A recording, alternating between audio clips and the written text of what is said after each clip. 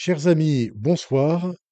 Le fond aujourd'hui est un petit peu particulier, j'en conviens, puisqu'il est noir, mais normalement, vous m'entendez bien.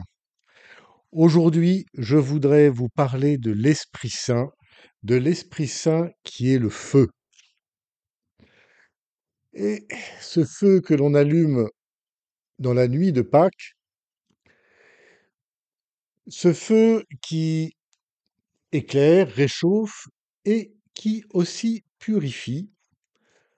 C'est en brûlant l'or et le minerai que on peut obtenir un or purifié, un or parfait. Et c'est cette purification dont je voudrais vous parler aujourd'hui comme œuvre de l'Esprit Saint. Effectivement, Esprit Saint ne donne pas seulement la vie à un être qui serait déjà parfait, qui serait déjà euh, sans la moindre trace de péché ou de mal. L'Esprit Saint vient dans des personnes qui sont marquées par les ténèbres, alors que l'Esprit Saint est lumière, par l'impureté des intentions, alors que l'Esprit Saint est pur et droit, par le mensonge, la dissimulation, les illusions, la bêtise, alors que l'Esprit Saint est sagesse, il est lumière pour l'intelligence, il est cohérent, il est rationnel. Ainsi, il y a comme un antagonisme il y a comme un combat entre l'esprit qui est le feu et puis ce qui en nous freine la diffusion de ce feu, la diffusion de cette lumière, de cette force, de cette sagesse. Et c'est là que l'Esprit Saint lui-même purifie, brûle ce qui en nous nous empêche d'être pleinement unis à Dieu, de le recevoir pleinement. D'une certaine manière, il nous rend transparents à sa présence pour nous-mêmes et pour les autres. Alors bien sûr, il faut une vie entière pour ça, c'est-à-dire une vie entière qui soit vraiment, vraiment chrétienne, pour que l'Esprit Saint trouve en nous un diffuseur parfait, si j'ose dire. Alors, je voudrais aussi vous dire un mot, puisqu'on est bientôt à Noël, sur le sacrement de la purification, on pourrait dire, ce qu'on appelle le sacrement de confession. Vous savez, Jésus dit, quand on lui reproche de pardonner les péchés aux paralytiques qu'on a posés devant lui, mon fils bien-aimé, tes péchés sont pardonnés. Les pharisiens disent, Dieu seul peut pardonner les péchés.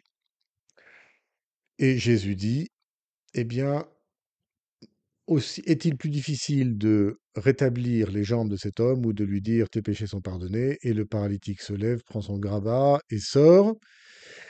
Et tout le monde était étonné et disait comment se fait-il qu'un tel pouvoir de pardonner les péchés soit donné aux hommes, à l'homme. Alors est-ce bien l'homme qui donne ce pouvoir? Aujourd'hui, c'est un prêtre, voilà, quelqu'un comme moi par exemple, qui dit, après avoir entendu la confession, tes péchés sont pardonnés. Et moi, au nom du Père et du Fils et du Saint-Esprit, je te pardonne tous tes péchés. Alors on pourrait croire, quand on entend ça, que c'est Arnaud Gauthier qui pardonne les péchés. Non, Arnaud Gauthier, il n'a pas grand-chose à voir dans cette affaire. Quand je dis je te pardonne tous tes péchés, c'est bien le Christ qui dit cela en moi, parce que je suis prêtre, et c'est bien l'Esprit Saint qui est donné à ce moment-là à la personne, qui purifie la personne des péchés. C'est pas une formule, c'est pas un geste qui purifie les péchés, ça n'aurait aucun sens. Seul Dieu, effectivement, peut pardonner les péchés, et seul Dieu, comme Esprit Saint, pénètre dans l'âme et libère du péché. C'est l'expérience que l'on peut faire dans la confession, c'est une libération, un don de force qui est fait.